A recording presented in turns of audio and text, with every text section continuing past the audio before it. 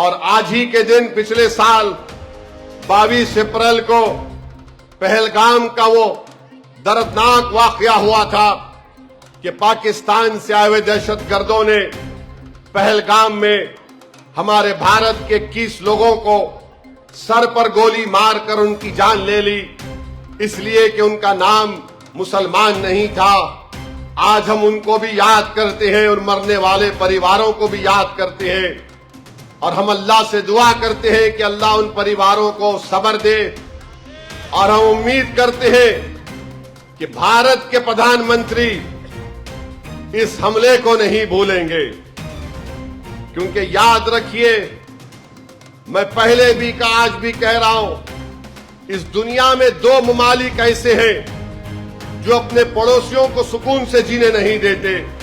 ایک پاکستان اور دوسرا پاکستان کا چھوٹا بھائی اسرائیل۔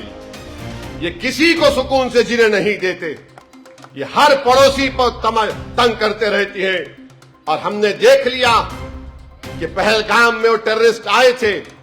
کہاں سے آئے تھے دنیا جانتی ہے، وہ لشکر طیبہ کے ٹرین،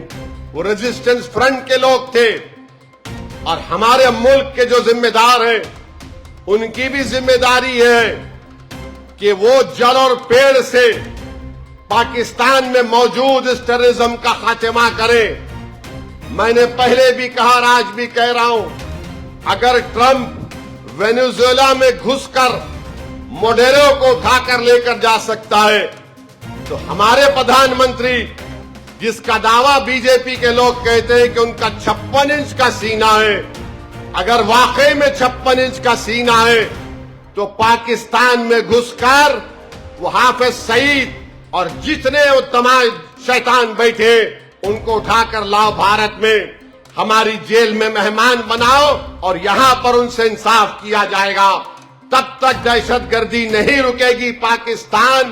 ہمیشہ تنگ کرتا تھا اور تنگ کرتا رہے گا بھارت کو، اور جو آپریشن سندور ہوا اس کے بعد مجلس نے جو رول ادا کیا، تو جو لوگ مجلس کی دیش بھکتی کو نہیں جانتے تھے مجھ سے آ کر کہا کہ اویسی صاحب یہ تمہارا نیا رخ ہم دیکھ رہے ہیں۔ میں نے کہا پیارے، تیرے دماغ پر پردہ پڑا تھا، وہ برسوں کے بعد اٹھا ہے، تو آنکھ کا بھی اندھا ہے، دماغ کا بھی پیدل ہے، اور تو تھمز اپ بولنا تجھے بولنا پڑے گا۔ تو کب سے سمجھ گیا کہ بھارت کا مسلمان اس سرزمین سے محبت نہیں کرتا؟ ارے سرزمین سے محبت کرنا اگر ہم نہیں کریں گے تو کون کرے گا؟ زندہ رہے تو سر کو جھکاتا ہے زمین پر کعبۃ اللہ کی طرف رخ کر کے،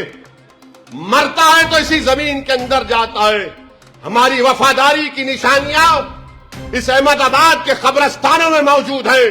کہ دیکھو ہم سینہ تان کر بھارت میں سو رہے ہیں، زندہ تھے تو لڑتے تھے ظالموں سے، آج تم کو معلوم ہو رہا ہے۔ بہرحال جب ملک کی بات آئے گی تو سیاست نہیں ہوگی، مگر بی جے پی کو بتانا پڑے گا کہ جن لوگوں نے ان کو بھجایا تھا وہ ریزسٹنس فرنٹ کو، ان کا کیا ہوگا، کیونکہ آج بھی نہیں معلوم کس حال میں وہ مرنے والے پریوار رہتے ہیں، نہیں معلوم وہ مسلمان جو گھوڑے پر بٹھا کر ان ٹورسٹ کو لے کر گیا تھا جس کو پاکستان کے دہشت گردوں نے گولی مار کر اس کی بھی جان لے لی، نہیں معلوم وہ کس طرح زندگی گزارتے ہیں۔ میرے عزیز دوستوں اور بزرگوں،